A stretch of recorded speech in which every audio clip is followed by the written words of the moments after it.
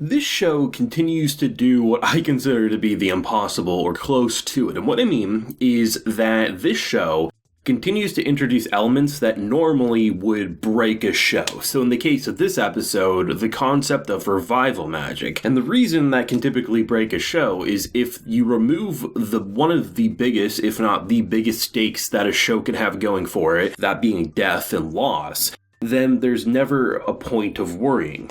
I mean, we recently established that Ark is the type of character who is very skilled when it comes to powers, abilities, hell, even brute force. But as we saw last week going up against Ariane's mother, he doesn't have the skills to actually match a warrior, and he got his ass handed. So if he has the concept of revival magic put into a situation where Ariane is, potentially going to get killed because he doesn't have the same skill level as potentially her, in hand-to-hand swordplay combat, then therefore we know she'll always be revived and there's no threat. Yet they introduced revival magic and there's still a threat of death. And the brilliant thing that this episode did that I really can't remember the last time I saw a show do is the fact that they established, while yes, if it's a fresh body around him and he immediately gets there, there's a shot that he can revive them. And as we saw, he revived most of the guards, the princess, her maid there, but there was, at the very least, one person who didn't get revived. And it's not like because his head was cut off or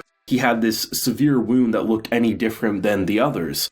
He was too late. He was too late for that one. Probably the first one who did get killed. So the fact of the matter is if someone gets their head cut off, it's a severe wound, or just because, imagine him fighting, Ariane gets killed on the battlefield, but he still has to fight the person responsible. By the time he gets there, it's still the consequence of death is there, right? And that's what makes this very different than what I typically see anime or stories in general use that aren't a video game. Because when it comes to a video game, which, he's even looking at it as such, right? He recognizes that probably I should have done that because the historical ramifications are going to be probably unlike anything I can comprehend. This girl literally thinks God himself sent down an angel because who the hell wouldn't view that as some holy intervention? And that's probably going to cause her to think that I was revived by God for a reason. And whether that's a good or bad change, we'll have to wait and see. When it comes to a video game, it's easy to revive, and NPCs and characters won't acknowledge the fact that they fell on battle.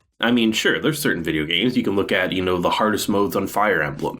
If your soldiers die, even if their main characters die on the battlefield, they're not coming to the next wave. Myself, I don't play on that difficulty because I don't like permadeath modes. When I play a Mass Effect or a Dragon Age or even a Fire Emblem, sure, my characters fall on the battlefield, but I just put it in my headcanon as they passed out. They didn't get shot in the head or anything. So to have something like this be established, because this was a game turned into a world for him, there's a lot of gamer mindset here of like, I could probably do it, but should I? But it's just an innocent girl. Like, why the hell should I not try to save her? And he had the right idea. He waited till, people were gone. And unfortunately for him, he probably caused the biggest turn of events than anything else he's done up until this point. I really like that this show is pretty brilliant. And there's certain shows that have like video game mechanics that I honestly feel are written by someone who loves video games, because more often than not, when you see a lot of these shows, even outside of anime, whether it's, shows on Netflix or Amazon Prime, general TV, you think, yeah, they have a broad idea of what they're writing about, but they're not writing from any sort of experience. Where a show like this, you can tell there's no way that someone would not enjoy video games and then write a show about video games with this much depth, right? They have to be a gamer. There's no other way around it, or that's the most brilliant writer's luck I've ever seen. But this episode was fantastic, man. This episode is continuing to just shock and awe me and have ongoing gags that continue to leave me rolling. Not once, not twice, but bringing up the concept of Ark being so buff with his armor that whether it's a wolf chomping on his head or him getting blasted by magic and swords, he can continue to have a conversation with himself and ignore what should be a brutal assault that would kill anyone else. Though, of course, the biggest thing coming into this episode, which honestly had me probably excited for this show the most this week, even though I wouldn't say it's my favorite show of the season, I still put that up to Spy Family, but this one, man, has been getting progressively better the more I watch. But the reason I was so excited for this one above all else was the magic, right? Because we end the episode, and he had a human arm. Of course, there was more of a chance of it being temporary, or at the very least, needing something else that he couldn't do at this time. But what it did establish was the fact that his magic could be used in rapid succession. He wasn't getting winded, he wasn't getting, exhausted from it, but it just lasted a couple of seconds. So there's a couple of ways they can go about this moment. Either A, the fountain or the spring that they're going to might be the key to that, whether, they make an amulet. Imagine taking the fountain water, putting it in an amulet, enchanting it. As long as he wears it, at the very least his head will look human. There's a lot of different ways they can go about it, and you can see situations where even if he's not strong enough, even if, say he learns a different magic that allows him to decurse and things like that, even if it's not technically strong enough to give him an entire human body for more than a couple of minutes, what if he could concentrate it on his helmet area? Therefore, he could take his helmet off, maybe even take off his gauntlets, his gloves, and he'll be able to eat dinner and not look like an odd man out, right? So I think that's what's exciting. It gives it more of a long-term objective of, okay, this wasn't strong enough to completely decurse me, but I can,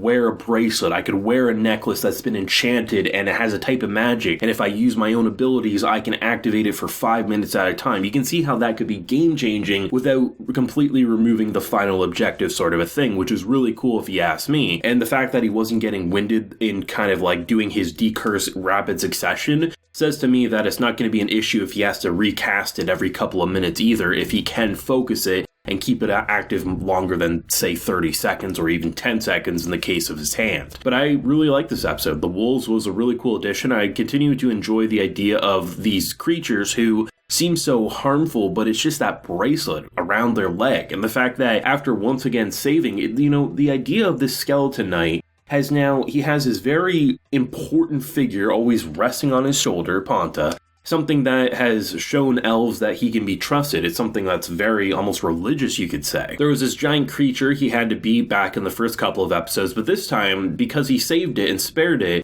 it was almost this level of connection that in his time of need came to his rescue, right? So I think the idea of building an almost like a spirit arsenal, you could say, these haunted wolves, Ponta, just everything else, it's pretty cool to see how, there's still consequences. Sometimes he has to kill these creatures, as we saw previously, and at other times, because of that, respect and that, I understand you weren't doing this yourself, I cut off the bracelet and you immediately turned around. I like that they also reward him in that way, which is really cool. I mean, I knew I liked Skeleton Knight ever since I read the synopsis and saw the poster image and watched the trailer before the first episode even dropped. But the thing that's really sold this on me is that rather than just being a fun, goofy comedy like I was hoping it would be, it's turned out to have these things that are either deal breakers or I don't enjoy and turn it into aspects I love about the show.